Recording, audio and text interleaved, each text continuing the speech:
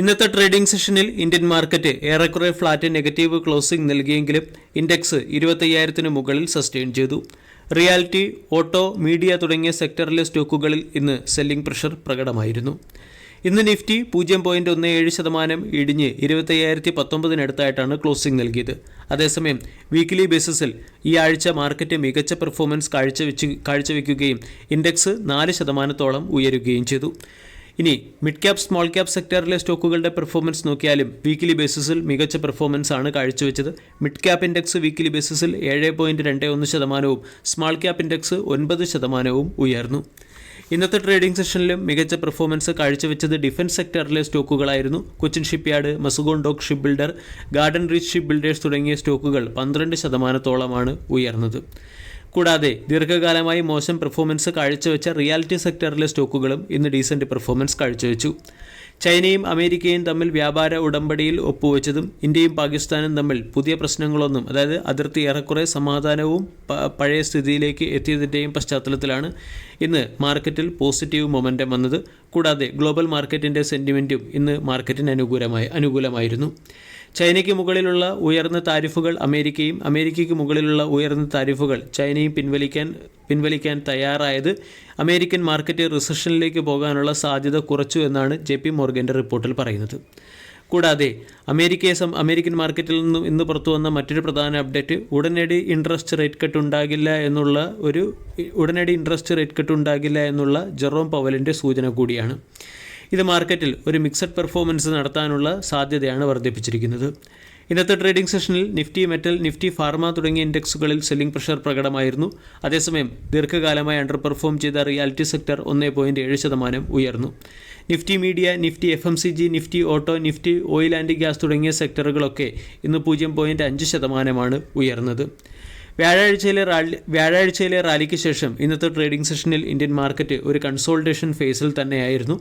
24,800 ഏറ്റവും പ്രധാന സപ്പോർട്ടും 25,125 പ്രധാന റെസിസ്റ്റൻസുമായി പ്രവർത്തിക്കും. 25,125-ന് മുകളിൽ മാർക്കറ്റ് സസ്റ്റെയിൻ ചെയ്താൽ 25,250, 25,350 തുടങ്ങിയ ലെവലുകളിലേക്ക് മാർക്കറ്റ് ഉയരാനും സാധ്യതയുണ്ട്. ഇന്നത്തെ ട്രേഡിംഗ് സെഷനിൽ മികച്ച പെർഫോമൻസ് കാഴ്ചവെച്ച ഒരു സെക്ടറാണ് ഡിഫൻസ് സെക്ടർ. ഡിഫൻസ് സെക്ടറിലെ പല സ്റ്റോക്കുകളും ഡീസൻറ്റ് പെർഫോമൻസ് കാഴ്ചവെച്ചു. Bharat Dynamics, Bharat Electronics, idea 4G technology തുടങ്ങിയ സ്റ്റോക്കുകളൊക്കെ കഴിഞ്ഞ കുറച്ച് ദിവസങ്ങളായി ഡീസൻറ്റ് പെർഫോമൻസ് ആണ് കാഴ്ചവെക്കുന്നത്. കൂടാതെ ഡിഫൻസ് സെക്ടറിലെ സ്റ്റോക്കുകളെ ലോങ് ടൈം ഇൻവെസ്റ്റ്മെൻറ്റിന് വേണ്ടിയും പരിഗണിക്കാമെന്ന് പല അനലിസ്റ്റുകളുടെ റിപ്പോർട്ടിലും പരാമർശിക്കുന്നുമുണ്ട്. ഇന്ത്യ പാകിസ്ഥാൻ്റെ തീവ്രവാദ ക്യാമ്പുകൾക്ക് നേരെ ആക്രമണം നടത്തിയതിനു ശേഷം ഇന്ത്യൻ ഡിഫൻസ് എക്യുപ്മെൻറ്റുകളുടെ ഡിമാൻഡ് വർദ്ധിച്ചു വരികയാണ്.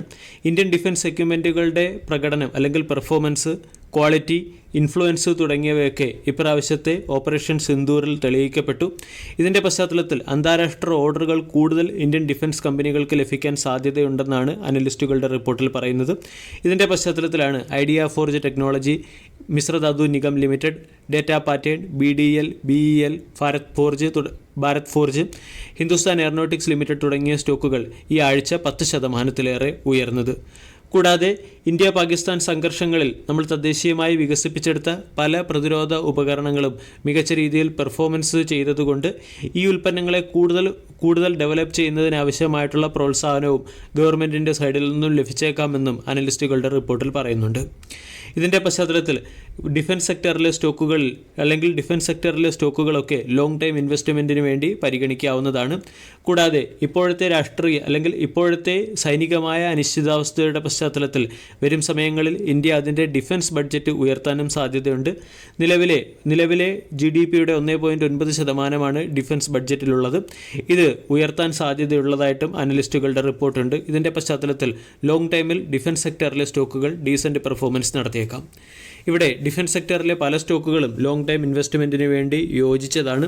വരുന്ന 5 വർഷത്തിനുള്ളിൽ ഇന്ത്യൻ ഡിഫൻസ് സെക്ടറിൽ 12-15% CAGR കൂടിയുള്ള വളർച്ച വരാനും സാധ്യതയുണ്ട്. ഹിന്ദുസ്ഥാൻ എയറോനോട്ടിക്സ് ലിമിറ്റഡാണ് ഒന്നാമത്തെ സ്റ്റോക്ക്. ഹിന്ദുസ്ഥാൻ എയറോനോട്ടിക്സ് ലിമിറ്റഡ് എന്ന കമ്പനിയുടെ ഓർഡർ ബുക്ക് തന്നെ പരിശോധിച്ചാൽ 94,129 കോടിയിൽ നിന്നും 1.84 ലക്ഷം കോടിയിലേക്ക് ഓർഡർ ബുക്കിൽ വർധനവുണ്ടായിട്ടുണ്ട്.